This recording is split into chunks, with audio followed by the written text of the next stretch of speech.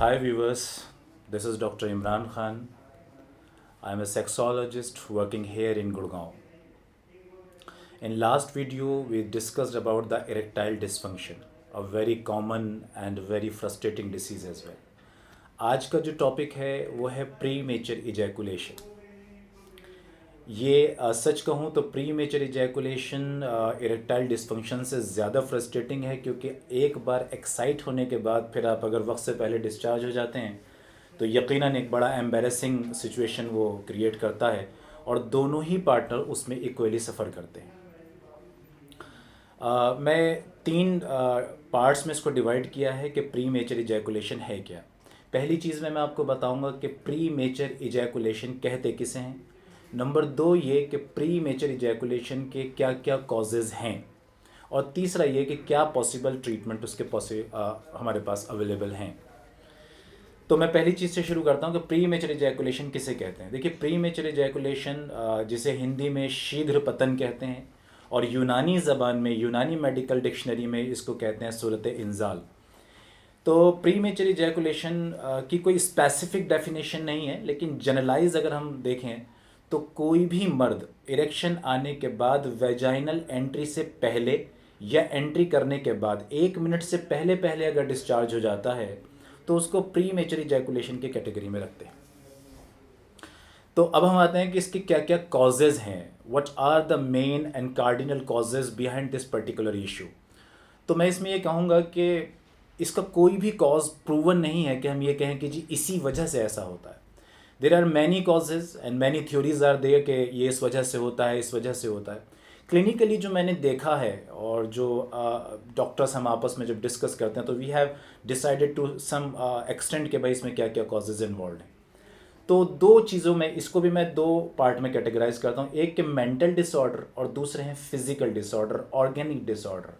Mental disorder कि जब आपका साइकोलॉजिकल स्टेटस किसी भी वजह से पुअर हो, जैसे एनजाइटी, डिप्रेशन, या मियाँ बीवी के आपसी रिलेशनशिप अच्छे ना हो, या आपको परफॉर्मेंस एनजाइटी हो, या आप बहुत स्ट्रेस्ड रहते हो किसी भी वजह से, ये इस तरह के कॉजेज इसमें इन्वॉल्व रहते हैं।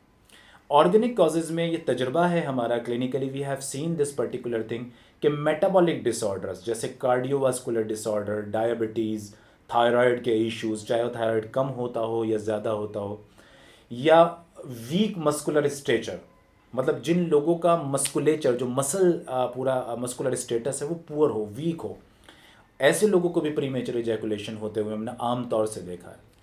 एक सवाल इसमें आमतौर से लोग करते हैं कि मैस्टरबेशन का क्या रोल है। देखिए, मैं मैस्टरबेशन के अगेंस्ट हूँ, तो मैं कभी भी फेवर नहीं करता, क्योंकि masturbation is an artificial and unnatural act. तो ऑब्वियसली मुझे लगता है, क्लिनिकली जो मैंने देखा है अपने 15 साल के एक्सपीरियंस में, कि मैस्टरबेशन से आपका सेंसिटिव बिकम्स मोर सेंसिटिव। जो आपका पेनिस है, उसका जो स्किन है वो ज़्यादा सेंसिटिव हो जाता है। तो जितना ज़्यादा पेनिस सेंसिटिव होगा उतनी जल्दी आप इजैकुलेट कर जाते हैं।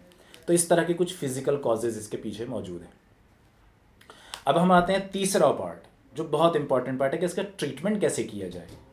देखिए, मेरे पास all over India patients are coming to us and they are discussing this particular thing in very depth, and they are really very frustrated and embarrassed कि भाई डॉक्टर साहब बड़ा परेशान हो गए ना, we have taken many treatments from many doctors, even from many qualified sexology, लेकिन problem वहीं की वहीं है। तो इसके पीछे वजह क्या है?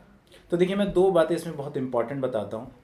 पहली चीज़ इसके अंदर ये है कि कोई भी डॉक्टर इलाज गलत नहीं देता या अपनी तरफ से जानबूझकर गलती नहीं करता। हाँ, वो कुछ चीज़ें मिस कर जाता है। होता क्या है कि प्री मेचर इजैकुलेशन को दोनों ही तरह से हैंडल किया जाता है, मतलब इसमें कॉम्बिनेशन ऑफ थेरेपीज़ काम करती हैं। न सिर्फ अकेली दवाइयाँ काम करती हैं और न सिर्फ अकेले दूसरे पॉइंट्स, जैसे वो दूसरे पॉइंट्स की तरफ मैं पहले आता हूँ दवाइयों से पहले। प्री मेचर इजैकुलेशन को ट्रीट करने के लिए, उसको क्योर करने के लिए कुछ टेक्निक्स हम यूज़ करते हैं, जैसे कीजल एक्सरसाइजेज हैं, स्टॉप एंड स्क्वीज टेक्निक्स हैं, ठीक है ना। और एक और टेक्निक है which is being advised by me, they are not found in the books, in medical books or in sexual books। ये मेरी तरफ से मैं पेशेंट्स को बताता हूँ और मैंने इसके बहुत अच्छे रिजल्ट देखे हैं। हो सकता है फ्यूचर में कल किताबों में ये लिखा जाने लगे जिस तरह से कीजल्स को लिखा जाता है, स्टॉप एंड स्क्वीज को लिखा जाता है, कि पेनिट्रेशन के दौरान कीजल एक्सरसाइज की जाए।